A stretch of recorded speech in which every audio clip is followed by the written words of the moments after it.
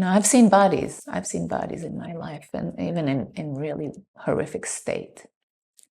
Because car accidents, sometimes the results are horrible.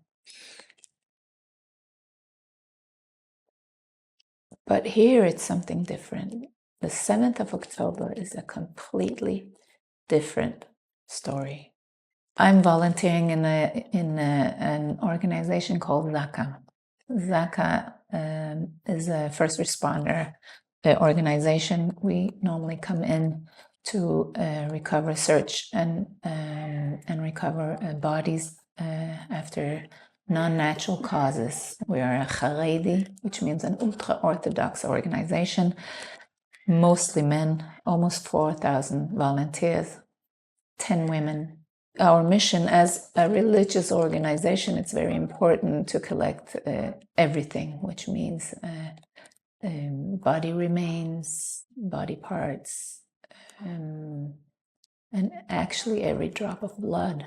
They say that in every drop of blood there is part of the neshama of the soul, and that's why it's so important to bury it all. When we entered the Gaza Envelope, it was a closed off army area. There were no civilians at all. They were all evacuated, whoever survived the attack.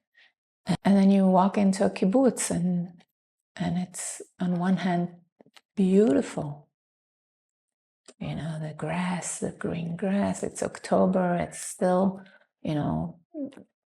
it's beautiful. The gardening, the trees, you hear the birds on one hand, and then you turn and then you see the catastrophe, the disaster, the massacre. And you walk into a person's house, someone that you don't know, and they're not home because they were killed, butchered, tortured. And you can see it by the remains. Every house has a story, tells a story of what happened there that day. And you see it, and you understand exactly what happened, because you see the whole of wherever they threw the hand grenade, and you see the shrapnels all over the place, and you see body remains up on the ceiling and on the fan and on the walls. You walk into the safe room, and it's just a bloodbath. You see the crib, baby crib, and the pillow is full of blood and remains. You see the wall just next to it with a splash of blood. You see a bunk bed. You know that there were 2 small children sleeping in that bed. And we clean and clear these houses in the kibbutzes day after day, and you see these scenes. And so we walk into a house and we start working, and if it's to scrape the walls, to cut the sofas, and taking the sheets, and whatever is covered with blood that we cannot clean, we need to take with us. And you have to remember, this is after 1 week, 2 weeks, 3 weeks, 2 months. It gets harder and harder, and the smell, you can imagine, the smell was horrific. So I was there until the end of December, I think, and I tell my friends, the first week I wasn't there, so I'm okay. People are thinking, are you going to therapy? And I'm like, why would I? I'm okay.